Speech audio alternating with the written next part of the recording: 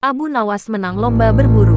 Pada suatu hari yang cerah, Raja Harun ar-Rasyid dan para pengawalnya meninggalkan istana untuk berburu. Namun, di tengah perjalanan, salah satu pejabat kerajaan yang bernama Abu Jahil menyusul dengan terengah-engah di atas kudanya. "Baginda, Baginda, hamba mau mengusulkan sesuatu," katanya Abu Jahil mendekati sang raja. "Apa usulem itu wahai Abu Jahil?" tanya raja.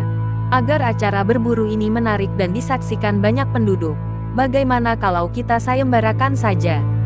ujar Abu Jahil dengan raut wajah serius. Baginda raja terdiam sejenak dan mengangguk-angguk.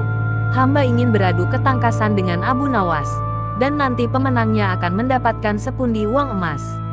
Tapi, kalau kalah, hukumannya adalah dengan memandikan kuda-kuda istana selama 1 bulan, tutur Abu Jahil meyakinkan raja. Terompet sayembara ditiup. Akhirnya sang raja menyetujui usulan Abu Jahil tersebut. Hitung-hitung sayembara itu akan memberikan hiburan kepadanya. Maka, dipanggillah Abu Nawas untuk menghadap. Dan setelah menghadap Raja Harun, Abu Nawas pun diberi petunjuk panjang lebar. Pada awalnya, Abu Nawas menolak sayembara tersebut karena ia tahu bahwa semua ini adalah akal bulus dari Abu Jahil yang ingin menyingkirkannya dari istana. Tapi Baginda Raja Harun memaksa dan Abu Nawas tidak bisa menolak. Abu Nawas berpikir sejenak. Ia tahu kalau Abu Jahil sekarang diangkat menjadi pejabat istana. Ia pasti mengerahkan semua anak buahnya untuk menyumbang seekor binatang buruannya di hutan nanti. Namun, karena kecerdikannya, Abu Nawas malah tersenyum riang.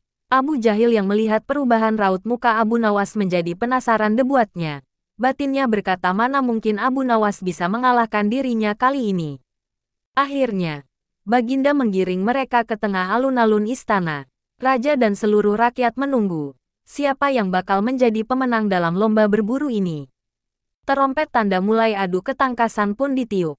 Abu Jahil segera memacu kudanya secepat kilat menuju hutan belantara. Anehnya, Abu Nawas justru sebaliknya. Dia dengan santainya menaiki kudanya sehingga para penonton banyak yang berteriak. Menjelang sore hari, tampaklah kuda Abu Jahil memasuki pintu gerbang istana. Ia pun mendapat sambutan meriah dan tepuk tangan dari rakyat yang menyaksikannya. Di sisi kanan dan kiri kuda Abu Jahil tampak puluhan hewan yang mati terpanah. Abu Jahil dengan senyum bangga memperlihatkan semua binatang buruannya di tengah lapangan. "Aku, Abu Jahil berhak memenangkan lomba ini. Lihat, binatang buruanku banyak. Mana mungkin Abu Nawas mengalahkanku?" teriaknya lantang yang membuat para penonton semakin ramai bertepuk tangan. Ribuan semut. Tidak berapa lama kemudian, terdengar suara kaki kuda Abu Nawas.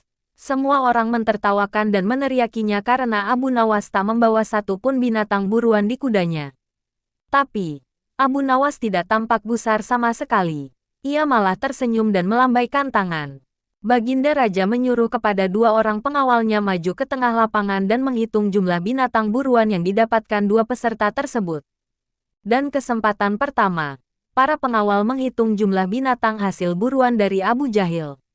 35 ekor kelinci, ditambah 5 ekor rusa dan 2 ekor babi hutan, kata salah satu pengawal.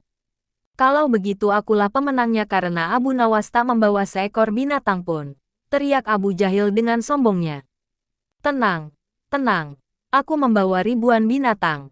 Jelaslah aku pemenangnya dan engkau wahai Abu Jahil. Silahkan memandikan kuda-kuda istana.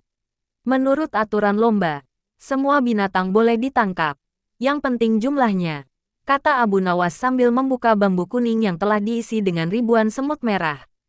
"Jumlahnya sangat banyak Baginda. Mungkin ribuan.